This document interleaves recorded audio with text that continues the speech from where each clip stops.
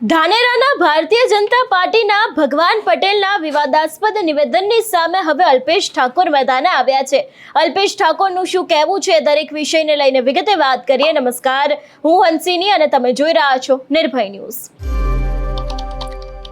ગુજરાતમાં સ્થાનિક સ્વરાજની ચૂંટણી આવી રહી છે। ઘણા બધા નેતાઓ અત્યારે હાલ વિવાદાસ્પદ નિવેદનો આપતા હોય છે। એવામાં હવે ભગવાન પટેલનું જે નિવેદન સામે આવ્યું હતું એને જ લઈને અલ્પેશ ઠાકોર દ્વારા એક પોતાનું નિવેદન આપવામાં આવ્યું છે। ધાનેરામાં ભાજપ નેતા ભગવાન પટેલે આડકતરી રીતે મતદારોને ડરાવતા હોય તે પ્રકારનું વિવાદાસ્પદ નિવેદન આપ્યું હતું। ભાજપને મત નહીં આપો તો ભૂંગળાઓમાં પાણી નહીં આવે, તે પ્રકારે આડકતરી રીતે આ નિવેદન આપવામાં આવ્યું હતું અને અલ્પેશ ઠાકોર આ સમગ્ર મામલે મેદાને આવ્યા છે। અલ્પેશ ઠાકોરે કહ્યું, આવા પ્રકારનું કોઈ નિવેદન આપ્યું હોય તો હું માનતો નથી।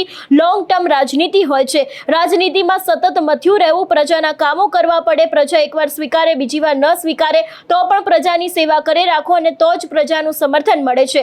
નેતાઓનું કામ છે જીતે છે, બમણી ગતિએ કામ કરવું નથી। જીતતા તો તેમને પ્રજાની સેવામાં સતત કાર્યશીલ રહેવું જોઈએ।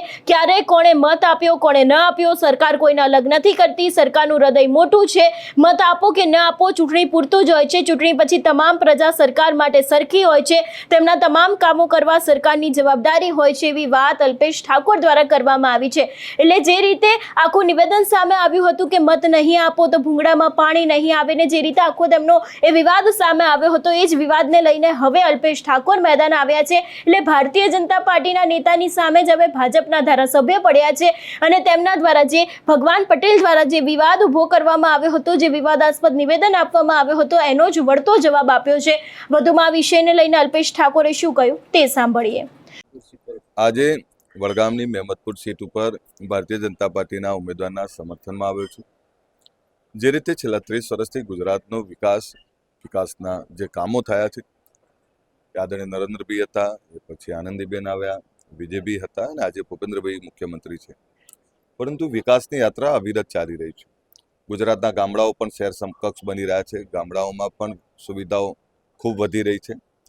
તમામ જગ્યાએ એ શિક્ષણ, આરોગ્ય, રોડ, રસ્તા, પાણી, વીજળી બધી જ સગવડો વધી રહી છે। ત્યારે જે કરેલા કામોનું ભાથું છે એ લઈ અને પ્રજાની વચ્ચે આવ્યા છીએ ત્યારે અમે વિનંતી કરવા આવ્યા છીએ કે તાલુકા જિલ્લા પંચાયતની ચૂંટણીમાં ભારતીય જનતા પાર્ટીના ઉમેદવારને જીતાડી અને આ વિકાસની યાત્રામાં અમને મદદરૂપ થાવ। ગુજરાતમાં કેસરીયો માહોલ છે, આપણે જોયું છે કે 700થી વધારે સીટો બિનહરીફ થઈ છે અને મને સંપૂર્ણ શ્રદ્ધા છે પ્રજાને જે કરેલા કામો છે એ કરેલા કામોની પ્રજા 100% કદર કરીને ભારતીય જનતા પાર્ટીના ઉમેદવારોને જીતાડશે।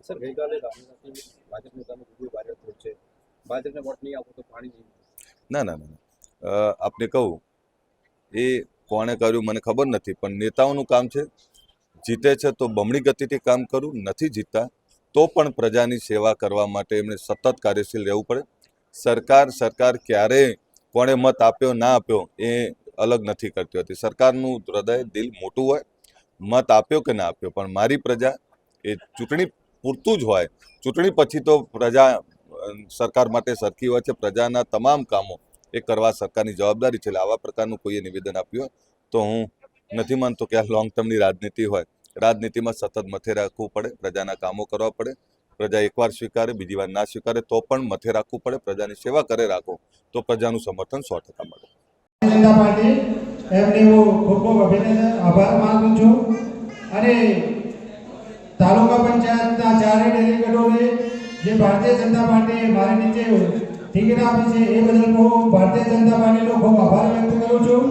બીજું, આપ મતદારોને મારી એક નમ્ર અપીલ છે કે તમારો છોકરો છું, તમારો ભાઈ છું, તો બે હાથ જોડીને વિનંતી કરું છું કે મને બહુ જંગી મતી તો આપ વિજય બનાવો તેવી બે હાથ જોડીને આપના પાસે પ્રાર્થના કરું છું।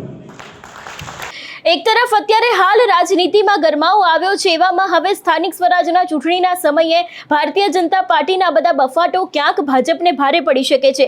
કારણ કે જો ભાજપના જ અંદરના નેતાઓ આને સ્વીકાર કરવા તૈયાર ના હોય તો પછી પ્રજા તો કેવી રીતે સ્વીકારે? કારણ કે પ્રજાલક્ષી કામો કરવા એ 30 વર્ષની સત્તામાં બેઠેલા નેતાઓનું કામ છે ને તે લોકોએ કરવું જ જોઈએ। આજે પણ ગુજરાતના ઘણા બધા એવા વિસ્તારો છે કે જ્યાં લોકોને પાણી નથી મળતું અને પાણી મળે છે તો પછી એ પાણી શુદ્ધ નથી હોતું। ઘણા બધા એવા પ્રશ્નો છે તો પછી આ પ્રશ્નોને લઈને જ્યારે તમે મત માંગવા આવો છો અને કહો છો કે તમારા કામ થઈ જશે, જો તમે અમને મત નહીં આપો તો ભૂંગળામાં પાણી નહીં આવે, એવા બધા વિવાદાસ્પદ નિવેદન આપો છો. અને જો આ નિવેદનથી ભારતીય જનતા પાર્ટીના નેતાઓ જ નારાજ ચાલતા હોય તો પછી પ્રજાની તો શું વાત રહે. એટલે જે રીતે અત્યારે હાલ આખો મામલો ગરમાયો છે એને લઈને જોવાનું રહેશે કે આની અસર ભારતીય જનતા પાર્ટીના સ્થાનિક સ્વરાજની ચૂંટણીમાં કેટલી પડે છે.